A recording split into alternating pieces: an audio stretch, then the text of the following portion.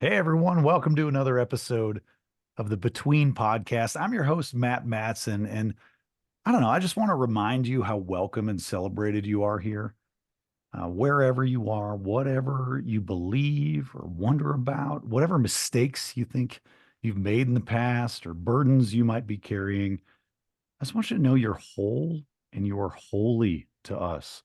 I'm really excited to dive into a sacred conversation today with our very special guest, author Gregory Coles.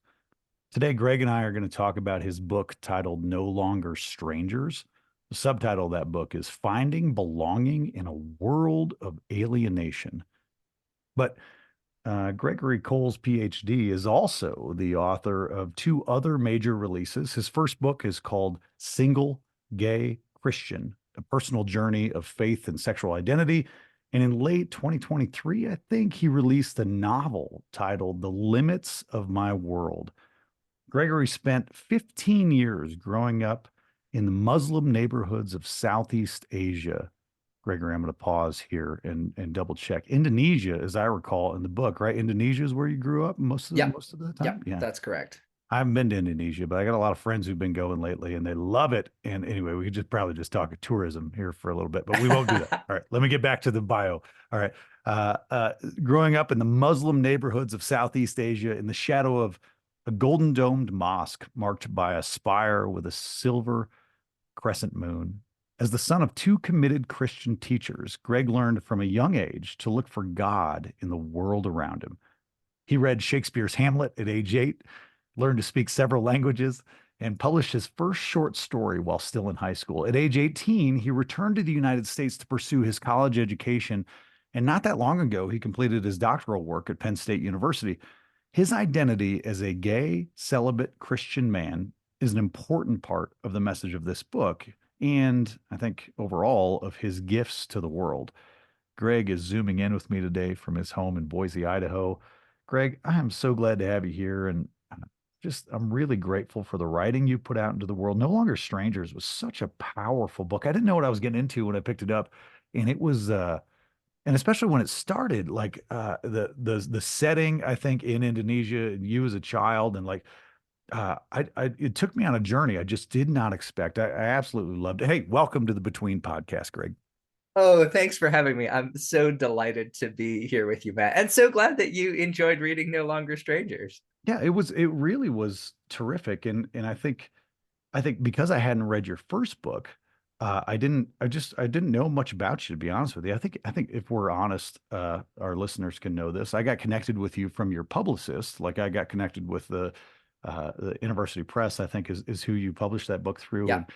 And they reached out to me and they're like, "Hey, I think this might be a good fit for the podcast." And I was like, "Yeah, talking about belonging and alienation. Heck yeah, that would be a good fit." And sure enough, man, like I'm just delighted that I get to know you. Oh, I love it. Right back at you. Yeah, I remember Krista, I think, was our Yeah. connection at University Press. And she was like, can you check out this podcast and see if this looks like a podcast you would be on? So I like did a little research and I was like, heck yes, I'd be on that Yeah. podcast. That sounds like a great time. Yeah. So Yeah, it's funny. The this whole project of putting this podcast together, I started to be like, I'll bet there's a few people out there who are doing work at the intersection of faith and human connection. As it turns out, Greg, like there's a bunch of people doing this cool work, and there are just incredible authors. Anyway, I've been both shocked and also like a little embarrassed that I didn't know about all the people out there who were doing, I mean, really big work, really mm. uh, uh, folks are really engaging in some pretty meaningful ways. So I don't want to dive too deep right away, but I'm gonna because that's kind of my style. But the subtitle of this book includes the word alienation. And alienation, man, you felt alienation in different ways throughout your life. And those very relatable feelings shine through your writing. Will you talk a little bit about that feeling of alienation you've experienced, I think, from childhood all the way through your adult life, probably in a bunch of different ways? Uh, yeah, I think for me, the first sense of alienation, it was the one that is sort of most literal in the sense that it involves having grown up in Indonesia. So my family moved there when I was about 3 years old. And I loved Indonesia, still love it. And it, in so many ways, felt like home as I was growing up there. And yet there were things about my being there that were these constant reminders that I was, in the metaphorical and also the legal sense, I was an alien in that place. You know, I was like a head too tall and about 17 shades too white to pass for a native Indonesian. So like if you could get me on the phone, like when I answered the phone, it was my greatest delight to answer the phone in Indonesian such that whoever was calling just assumed that I was a native Indonesian. Like I felt so proud of myself. Yeah. But then like the moment I'm in person, you know, everything about me just screams like, this man is not a native Indonesian. And so there was this kind of built-in sense, even from childhood. Oh, this is the closest thing I have to a home, and yet the people around me don't perceive me as somebody who ought to be at home here. You know, we'd be like out on the shore at the beach, and you'd have complete strangers running up to you and wanting to like take photos with you, like you were Justin Bieber that they just discovered. You know, you're like a celebrity everywhere you go. And it's not a bad thing to be a celebrity, but it is a very disorienting thing in the sense that you're always so aware of your own difference. And I think that feeling was then kind of exacerbated when I hit puberty and began to grapple with my own experience of sexuality. And obviously there was a lot to work through with questions of sexuality in the context of faith. And, you know, that's a whole separate conversation that we could have in so many ways. But at the very least, kind of that bare experience of, there's a narrative in the Christian world around me about how my experience of sexuality, my experience of attraction is supposed to work. And it is not the way that it is working in my case. And so that became one more metric of difference along which I just felt like, oh, I don't know that this is what I'm supposed to be. Or if there's a normal, I don't think that I am it. To not feel normal. It's so interesting. You talk about like being a celebrity. I remember the first time I traveled to Asia, to this day, the only time I traveled to Asia. I was a kid. And by the way, I've got a trip booked later this year to Japan for the first. So I'm pumped to go to Japan. But I was in the Philippines when I was probably 22, 23, somewhere in there, and I couldn't have been a greener American tourist. I mean, I was there on like this weird business trip that I got to go along on, and I was just like eyes wide open, and this is everything about it was magical. And I remember like I had this guy took me out to like a nightclub or a series of nightclubs one night, and I was like 6 inches taller than almost everybody in the room. I was glowing white, you know, compared to everybody in the room. And like the band playing on stage would like point to me and start singing me songs because I was the big, tall, you know, goofy white guy just out of college. And it felt so like special. It felt so like you're a celebrity. And that's one thing to feel that as a tourist on a, you know, 10-day trip to, you know, on the other side of the world. It's a whole other thing to grow up that way and to be surrounded by a sense of otherness. The sheen and the delight of otherness has to wear off after a while. And I'm sure that's what you felt, certainly, even just being, you know, you. And I think, I mean, your folks were Christian missionaries, essentially, right? Like that. Yeah. And so, yeah, as you start to grapple with sexuality, when you're a kid, a teenager, man, there's a lot of feelings of I'm a little different here. And different, I think, different in a way that you're constantly aware that people are watching. I mean, it was interesting, even as like a teen. So once every 3 years, my family would come back from Indonesia to the States for a furlough. And it was interesting because when we were on furlough, that was theoretically the space in which I would be able to blend in, you know, oh, you finally look more or less like everybody else. But then in that space, you're a celebrity for a whole different reason because you're like that weirdo kid who came from Indonesia, you know. And the other kids would ask you these bizarre questions like, oh, like, did you live in a tree house? Like, Right. Did you wear clothes in Indonesia? Is it really all purple like on the map? And there's and even in Christian church spaces too, where there can be for those who are in full-time paid ministry work, this also like elevation, this celebrity status, even if you could visually blend in, you have this sort of spiritually heightened state, or so one imagines, so one hopes, that can really complicate grappling with something like sexuality in that context. Before we started recording, you mentioned that you spent the last several days on some travels that you had, and you were speaking at Christian colleges, and you were speaking about a theology of singleness. And I think about your, I mean, identities that you make very clear in like the titles of your book: single, gay, Christian, celibate, right? Like those four words, put them together and put them on your name tag, right? You get the little ribbons hanging underneath your name tag. That'll start some conversations, and it also, like, it makes me wonder, uh, have you just struggled finding groups that you feel like you belong to because of those identities and because of the way each of the groupings around any of those identities often responds to the other identities? That's a combination of identities that I gotta believe has been a difficult stew to swim in. Yeah, I think I remember telling myself at one point, I think if I just picked one of these, like, people would feel like they understand it. Like, I'll say I'm gay. Oh, people will get that. I'll say that I'm single. Oh, people will be so eager to set me up with someone. Yeah. I say that I'm Christian. People have a very particular vision of what it looks like to be a Christian. And so the combination of those things, like I've just said that I'm an Olympic toe clipper or something. People just like the brain breaks a bit. And maybe one of the things that I have relished about that experience is that it has really forced me to reconsider the question of whether the best people to belong with are actually the people who fit all the same silos as us. Because I think we do have that tendency at times to go around in the world looking for belonging by looking for other people who check enough of the same boxes as us that we feel like, oh, these are my people. And those boxes sort of get narrow and narrower. Like, I would like an affinity group for like the Swedish Kayakers Club. Right. Like, give me very, very specific things.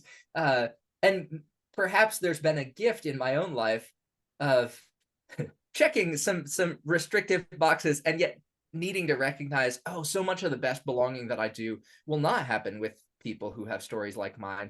They may happen with people who don't fit any of the boxes that I have just checked for myself. And yet God provides some really remarkable family, some really remarkable belonging for us, even when our stories are wildly different from one another.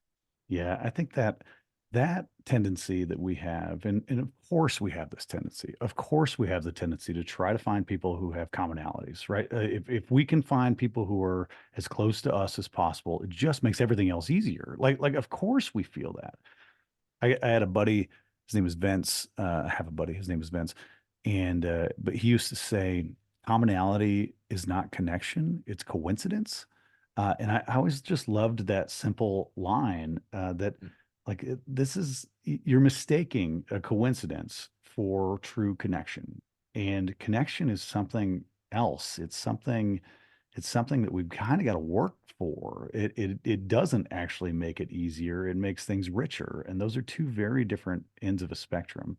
And I got that sense from your book. I got that sense that your book was about that things that would be easy are not necessarily the things that I'm building my life around, because it feels like there's something more important than easy.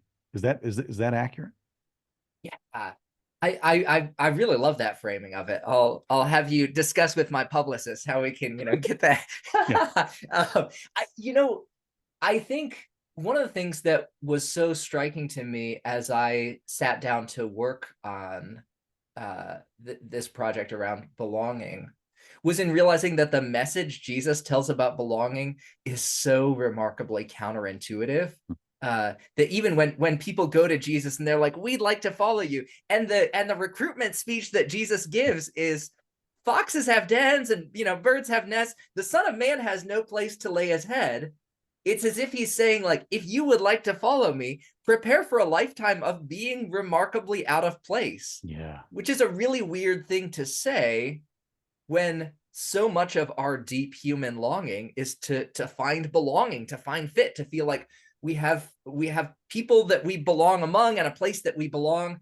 And it seems to me that part of what Jesus invites us into is a letting go of all the things that we thought we needed in order to feel fulfilled and fruitful, in order to find belonging. And Jesus says, actually, the best way to belong is to let go of all the obvious pathways into belonging, uh, and to discover that actually the realest and truest and deepest belonging shows up in the resurrection that only comes on the other side of death. Yes. And there's, I mean, there's perhaps a bit of terror in that, in saying, what do you mean I'm supposed to let go of all the natural pathways to belonging? And yet the invitation there is so, so beautiful, to say, perhaps there's so much more for us than all the things we think we could conjure up on our own power. Yeah. You wrote something in your book I want to read as a short little section, and I want to have you talk about it. But I think this is in a section where you tell the story of signing the contract to write your first book, Single Gay Christian. Your agent, I think the way I remember this in the book, your agent made you promise not to respond to critics. And no surprise, there were some critics to that book. But you wrote about the power of that choice for you. You wrote, here's where I'll quote you. There's something remarkably awful and wonderful about being accused of not really loving Jesus and then responding simply by continuing to love Jesus anyway. And I loved that line in your book. I found honestly that challenge of responding lovingly anyway has become one of the biggest for me right now in my life, in this project of showing up publicly, doing faith work through this Between project. That's been one of the biggest challenges for me, is how do I show up lovingly, and a challenge that I like. I love. I actually, because it feels like I'm stretching. It feels like I'm learning a new sport. How do I actively just love no matter what, right? Like, how do I do every comment on social media? I mean, I'm creating a global digital ministry. You get this. There's a lot of people out there on the internet who have something to say. Can you talk about how hard and important that choice is? Yeah, I've been struck recently by how easy it is, especially, I think, as people of faith who should theoretically share so much in common around the person of Jesus, to get so caught up in nitpicking one another, and then being so distracted by our arguments with one another that really the thing we wind up pouring our energies to is trying to prove that we are following Jesus, right? Like, so and so has a criticism, and so I'm going to focus myself on proving that so and so is wrong and that I am right. And I think it's problematic, not only because it creates this conflict between us, but because it turns us away from the things toward which we are actually called, the actual pursuit of Jesus, the actual loving of our neighbor, the actual going and being salt and light in the world. Like, it draws us away from doing the things for which Jesus actually created us. And it draws us into this obsession with our own perception, our own reputation. And I think one of the most beautiful opportunities that we have in saying, it no longer matters whether I can prove to you if I love Jesus or not. It simply matters whether I live my life as a person of love. Is that living in that way gives us an opportunity to look a lot like Jesus himself, whose entire ministry is focused around going and finding the people who actually need him, and accruing a whole lot of false accusations along the way, right? And false accusations from all kinds of different sources. The people who are like, oh, wow, well, this guy is just so strict. And the people who are like, oh, my goodness, he's going to start a revolution. And the people who are like, he's hanging out with sinners. Everybody's got an opinion about Jesus. And Jesus answers so few of their questions in the ways that they want them answered. He spends so little time in self-defense mode because he's so deeply motivated by the desire to actually live and do and be the person for which he came to the earth. And so I think the more we can inhabit that place in our own hearts and lives of saying, Yeah, I've got criticism. Yeah, I deeply want to defend myself. I deeply want to prove my own rightness, my own okayness. But by not doing those things, I'm better equipped to live in the ways God has actually called me to live. Yeah. And even if it's painful in a way that looks a lot like the Jesus who I follow. Yeah. Yeah. So I want to stay in this sort of broad topic that you just brought us into, because you you wrote in your book, I think somewhere, I'm looking for my notes here, but you wrote in your book that uh, you you said if you're maybe if if Christian denominations were dog breeds, I would be a quintessential mutt, I think is what you is what you said in the book. And I mean, you're a worship leader. Your faith is important to you. You've had your faith, your Christian faith has, I think, been at least a light roller coaster ride through your life, probably for a number of different reasons. Uh, but through all that, I think you've got a way in this book, you've got a way of conveying that there are some just fundamentals of being a Christian that, I think, to your point earlier, are so much more important than the details we're all arguing about up above those fundamentals, about if this is actually the most Christian. Is this the most Jesus-y thing? I've got the more Jesus-y. What's the fundamentals, right? Like, in your view, what is the fundamental Christian life made of, and which parts that we're arguing about are just human differences, and we shouldn't be worried that much about? Uh, Let me see if I can answer that question in two parts. First, kind of like a meta answer, and then an Yeah. answer that I think actually answers the question.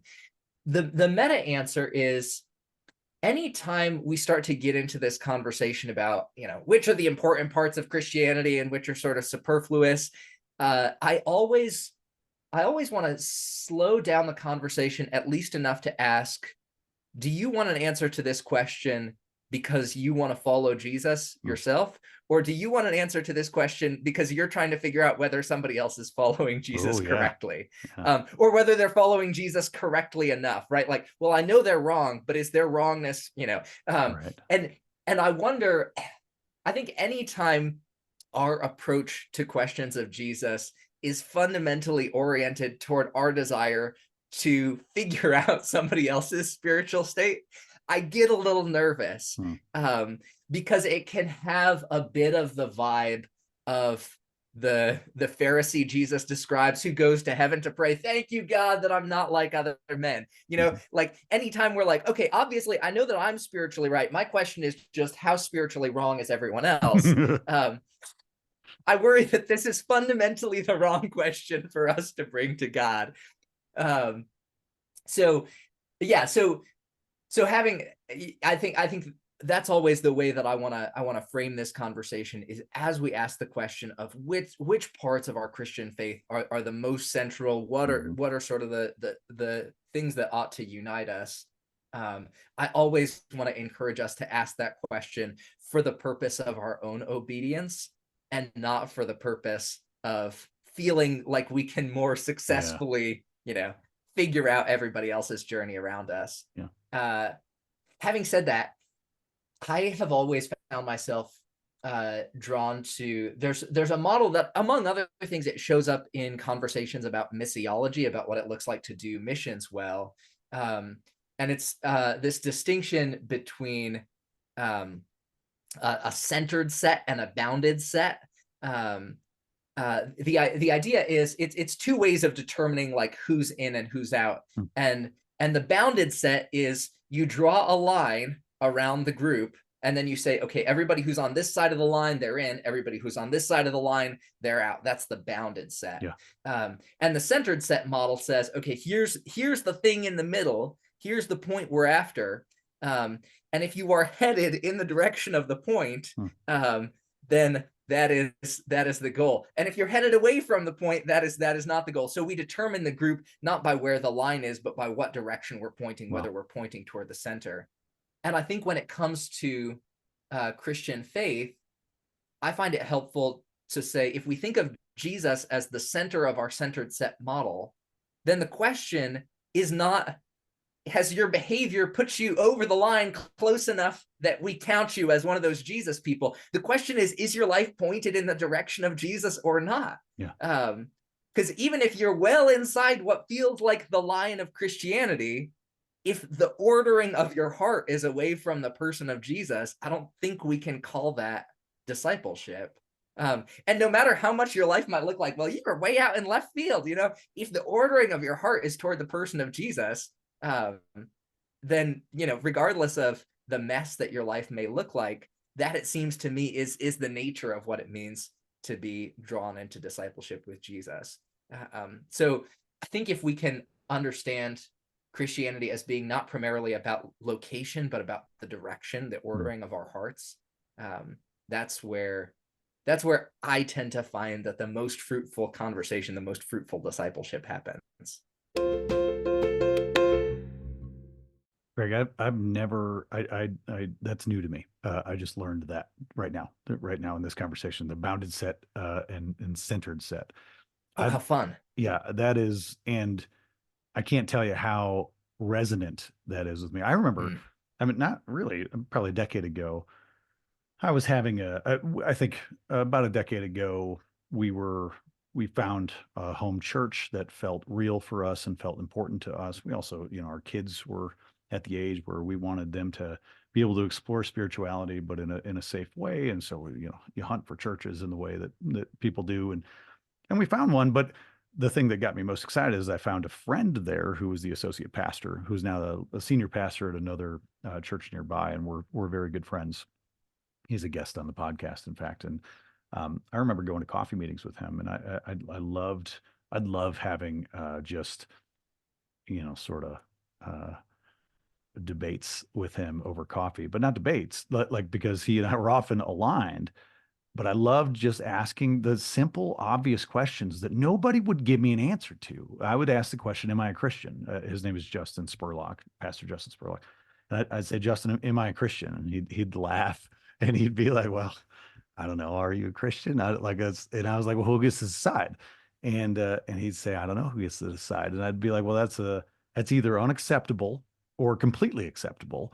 But I sense that it's unacceptable to almost everybody else I've ever encountered who identifies as a Christian, and only completely acceptable to me.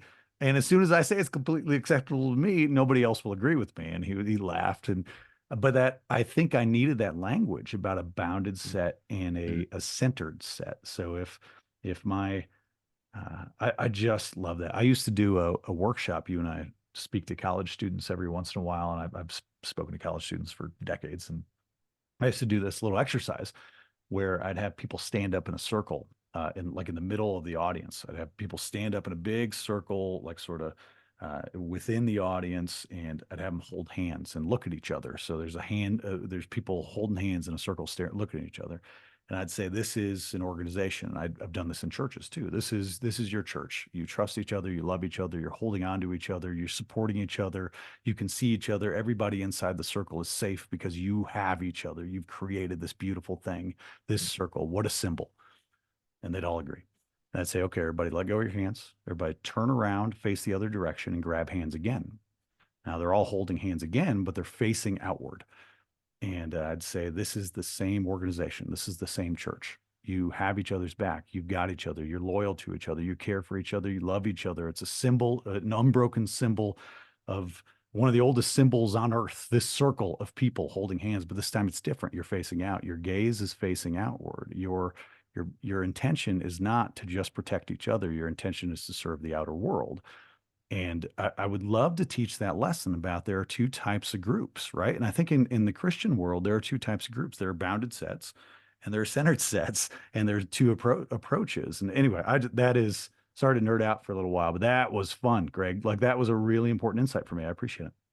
Oh, I love it. I'm so glad. You're good. You're good at teaching. Okay, let me ask you a question to stop just droning on. In your book, you you open your chapters in this, and to be honest, I think I only just recently put together that it's about alienation. But you open your chapters with these little notes from an alien anthropologist. And let me just say, like, out of context, this feels really out of context. It feels like, what? Like, what the heck is this? There's a little note at the beginning of a chapter that is like a note from an alien anthropologist. And these alien anthropologists in your book, they're observing humans in their clear desire for belonging, and they're commenting on it. And one of those from chapter 10, it reads like this. I just love these, Greg. Like, this is such a creative way to start a chapter and to frame what you're about to do. So chapter 10's alien anthropologist note reads, the human creatures are quick to ask the question, who can I belong with? They are much slower to ask, who can belong with me? With demand far outstripping supply, the human struggle to belong appears to be an economic inevitability. Tell me what lessons you learned by looking through the lens of an alien anthropologist, Greg. You know what I think is so fun about human behavior is that once we sit in it long enough, we think that we're really normal and we think that we make a lot of sense. Uh-huh. and, and yet we don't, and we're not. Yeah. And I think maybe what was helpful for me about putting myself in the mindset of someone who was new to the species was that I was able to see some of our behaviors from the outside, as it were, and to realize, oh, this doesn't have the inherency and the inevitability that I've come to believe that it does, right? I believe that certain ways of perceiving the world, certain ways of being with other people are the only way of doing it because it's what I see around me. It's what we're all accustomed to. And yet there's a kind of wisdom, I think, that can come in seeing ourselves from the outside and saying, oh, this actually may not be as natural, as necessary, as inescapable as I think that it is. And perhaps it can refresh my vision for the possibility of a life that is something more or something different than what I've come to sort of ploddingly expect I'm stuck with. That, first of all, I love how we all think we're normal. That is one of my favorite things about human nature. We all think we're normal. We all think we're not. Also, we all think we're the only ones with this problem. We all think we're the only. We are also the exception to the rule, but mostly we're normal. Mostly we're all, above average. I think that's and and acknowledging that and then talking about it is actually such a powerful way to like discover something about ourselves. Like, what about my life do I actually have the right to believe is normal? I'll bet you growing up in Indonesia, experiencing a life full of different specific ways that you felt alienated. I'll bet you've struggled with that feeling of, am I normal or not? And if I'm not, well, how do I know what is? Like, how have you reconciled that? I think it's been tremendously helpful for me to realize that even though I used to believe that normalcy was a thing toward which I ought to or must aspire, that there's nothing inherently good about the normal. Yeah. And if anything, it's I think valuable to be reminded. One of the gifts that those of us who have multicultural experience bring, and not just people who have lived in different countries, but there are lots of ways of being multicultural. And one of the gifts that can bring is recognizing that what feels normal in one context isn't in another. And then you're forced to ask not, okay, what should I do because it's normal, but rather, what can I do because it is good or because it is beautiful or simply because it is what the Lord has created me to do and enjoy and be. And I think to be forced in some ways to free yourself from that that bondage to normalcy is to open up the possibility to be more like the person that Jesus is calling you to be. And I think I'm especially grateful for that as somebody who is very inclined toward doing what is expected of me, very inclined toward doing what feels like it's going to make people happy and maintain the status quo. In some ways, though I haven't always been grateful at the time, I'm deeply grateful in retrospect that so many aspects of my life made it impossible for me to Yeah. do that. Because it forced me into a place where I could just say, okay, much as I would love to make everyone happy, that's not going to happen. So what am I doing instead? What am I called to do instead Wow. of just trying to be sufficiently normal to keep everyone happy? And there's so much opening up of the possibility of what it looks like to radically live and love in the way that I feel Jesus would call us to. Like, I can do that so much better once I am less beholden to the notion of feeling obligated to be normal. Wow. That is that is so powerful. And I think what's so interesting about that is that I think no matter where somebody, if somebody identifies as Christian, no matter where they might find themselves on the spectrum of uh, conservative Christians, super liberal Christians, folks, like if we follow Jesus, there's something at least very universal that is a call to live an abnormal life, a call to live an extraordinary life, something that is beyond normal. And that I also think that is one of the deepest, most difficult challenges that is at the center of most of the world's faith traditions, right? Is to Mm. free ourselves from the the grip that trying to live in a normal way has on our lives. I think like the bondage of normalcy is that wow, that is a that's heavy. I've got teenage daughters, and I think so Mm. much about. I mean, if my only instruction to them is just don't be normal, well, I'm not exactly setting them up for a successful day at school, right? But there's also this deep, uh, like important call that I know for sure that I'm trying to help them not have their goal to be to fit in, but have their goal to be to live in a way that is good and that is love filled. I don't know what's right and wrong, but I do know what's love filled, and I can feel that, and Mm. I think I can teach them that, and I think I can push myself toward that. That's good stuff. Hey, I'm curious. This this podcast is all about moments of sacred human connection. Your whole book, of course, is about the sacredness of human connection, about belonging, about finding a sense of belonging, even when the people around us aren't providing it for us. But we sometimes like to ask the guests on our show to maybe share some stories of moments of sacred human connection or uh, your stories that illustrate the way that you find or strive for creating moments of real connection with other people. This book, No Longer Strangers, is full of a lifetime of stories of sacred human connection, from the man who coughed blood on you on the bus in Indonesia to the long-term text-based friendship. You built a real friendship with somebody who texted you from a wrong or texted the wrong number, and that turned into a long-term friendship. To man, this powerful story of a conversation you had at the Barnes and Noble Starbucks. I mean, any of those are all teasers to have people go to your local bookstore right now and buy No Longer Strangers.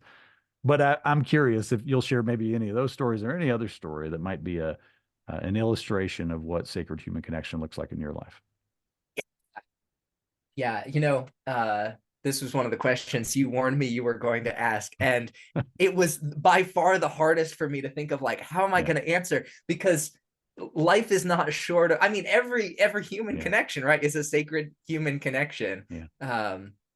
I I forget the precise sentiment, though I'm about 78% sure that it was C.S. Lewis who expressed it, because isn't it usually C.S. Sure. Lewis?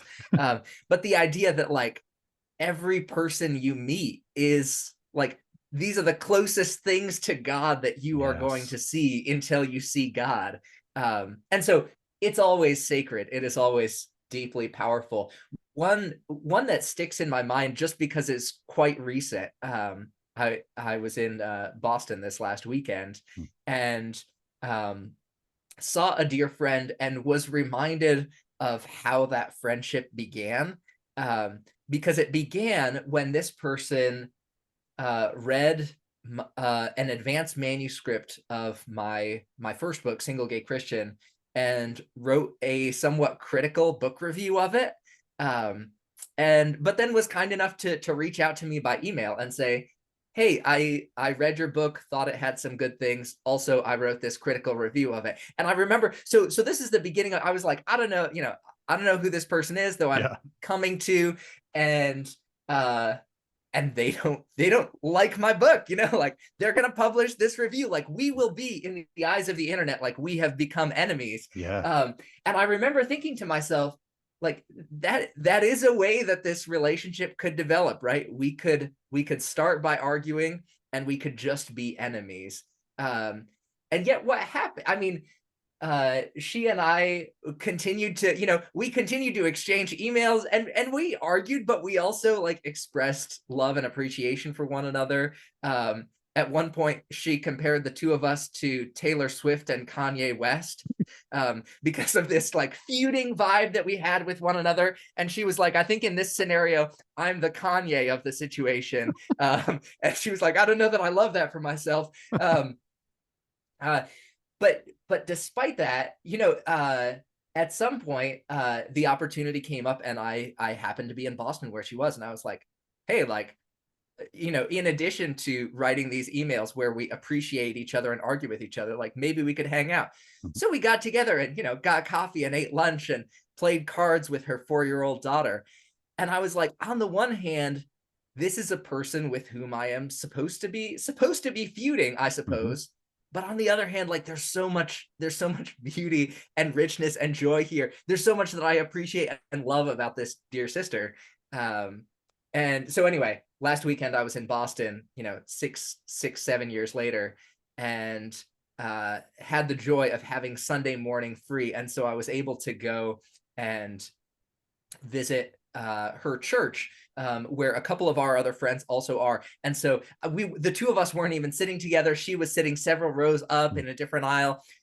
And I just looked over during the time of musical worship, and I saw the back of her head as she was worshiping, and I felt like just this deepest sense of fondness and affection for her. And I was like, gosh, like I would die for this friend of mine. Like, she is just a sheer delight. And I think there are so many reasons I love her, but one of the reasons that I'm so grateful for how our friendship has unfolded is that it didn't simply take the path that the cultural situation might have led it to immediately take, right? The fact that, look, we started by arguing. It began with a fight. There's no reason for us to go any further. There's no reason for us to think anything of one another other than, oh, that's that guy who wrote that book I didn't really like. Yeah. Oh, that's that lady who wrote that mean review about me. Like that is a way of moving forward.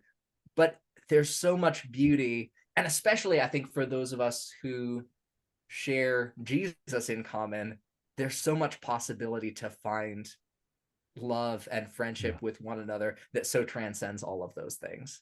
Man, I love that. I love that story.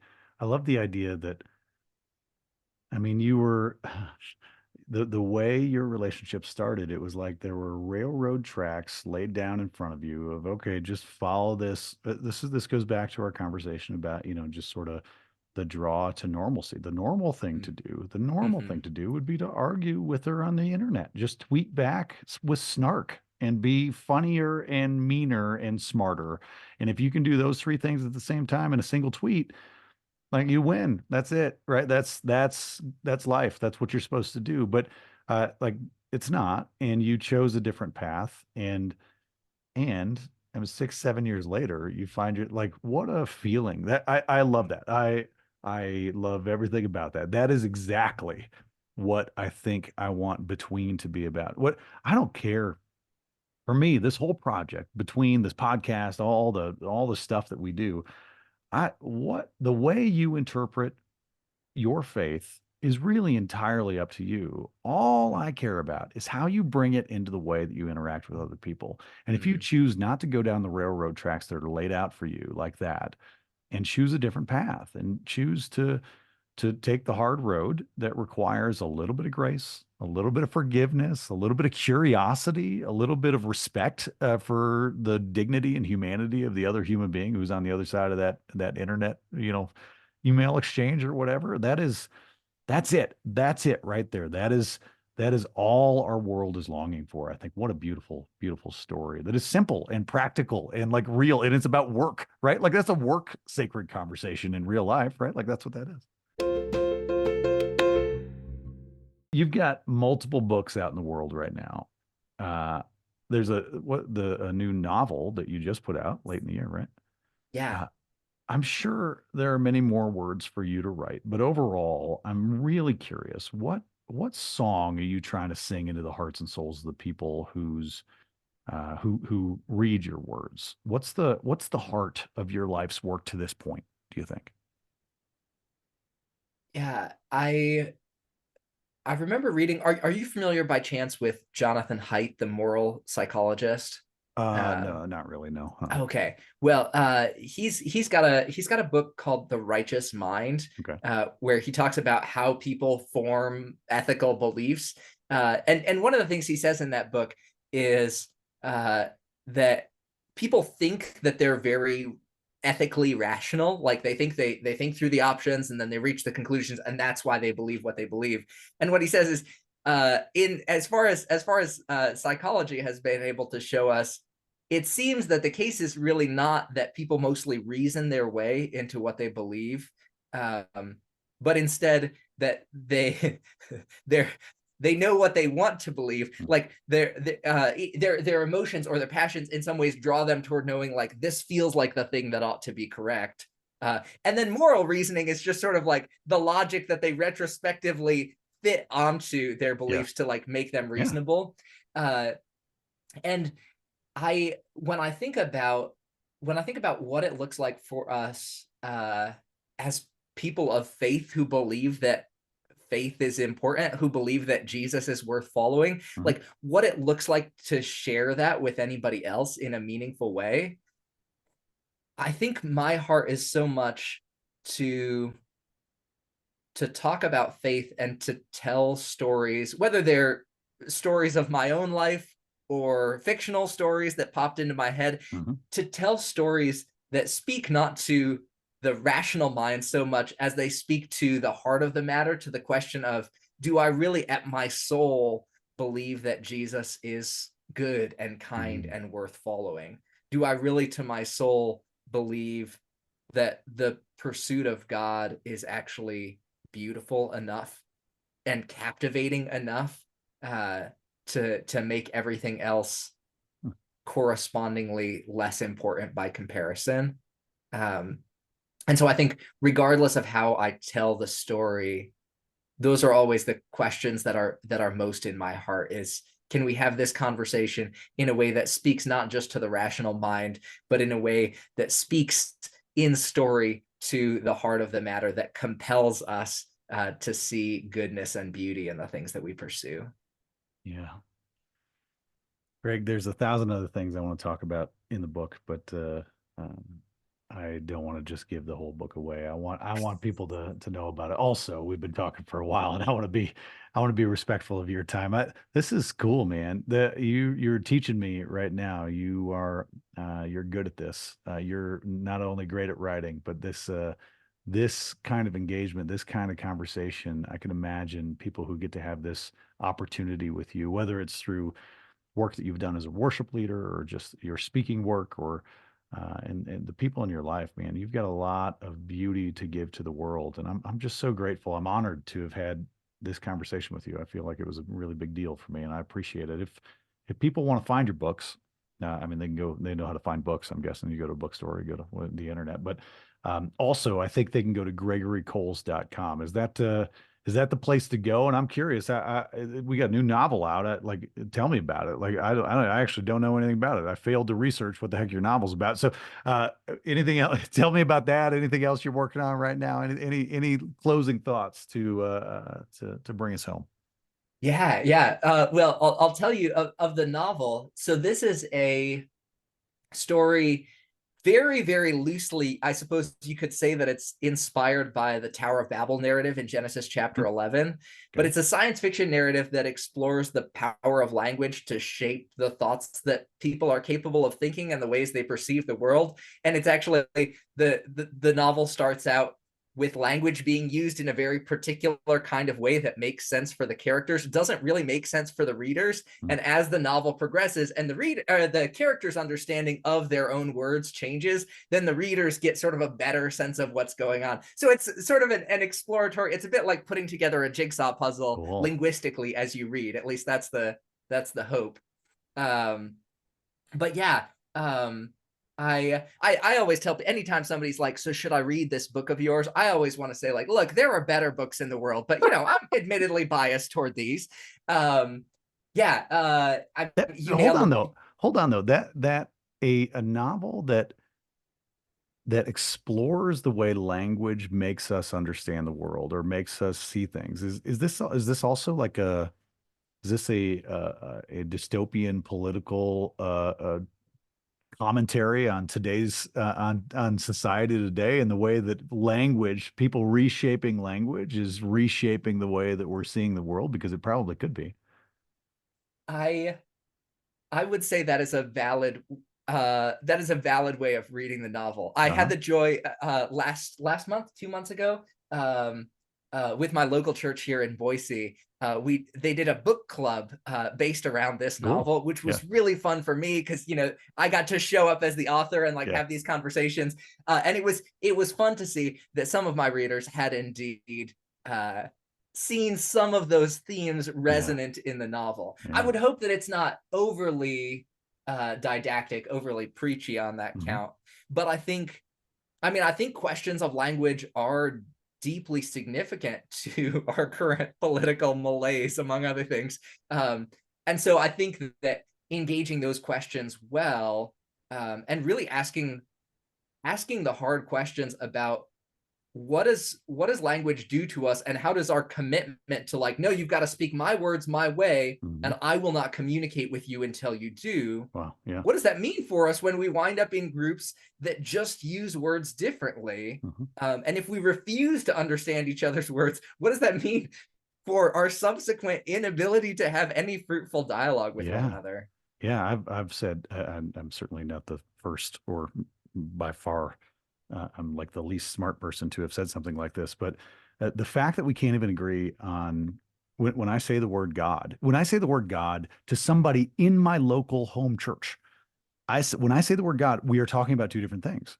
That is almost always true. And if that's the case, how can we even start any of the rest of the conversation, right? And that's one of the most frustrating, but for me also one of the most rich and worthy of engaging in conversations that there are. That it's probably true that you and I are talking about different things right now. I know seems like we agree or we disagree, but it starts with the fact that we may not even know what it is that we mean when we say a word, right? And that's just within a very specific faith-based context, right? Expand that out to fake news, which is a phrase that didn't even exist until about I don't know, 8 years ago or something like that. That's why, and now it has shaped the way that we understand literally everything that impacts our civic life. Anyway, that's perhaps a podcast for another day. We'll follow up on that conversation later. But my only other closing comment is, gosh, this has been such fun. Thanks so much for having me. And I'm excited. I'm excited for more of this work that you're doing, fostering connection, the sacredness of human interaction in these faith spaces. It's beautiful, beautiful work. Thanks, Greg. Hey, thanks to all you betweeners out there for listening to this episode of the Between Podcast. Make sure you visit between.church on the internet to sign up for our mailing list. That's probably the most important thing, our email list. Make sure you subscribe to us on YouTube. You can check out our 5-minute sermons, 5-ish minute sermons that we post every week. Follow us on social media. We got daily prayers. We got all sorts of other content. And join our community fully. We invite everyone. You are welcome here, no matter who you are or where you're from, no matter what you believe or even if you believe, no matter who you love or how you love, no matter what anybody else has ever told you about you. You are welcome and loved and celebrated here at Between. My favorite church is the space between people. Now go with God's love and create the church between.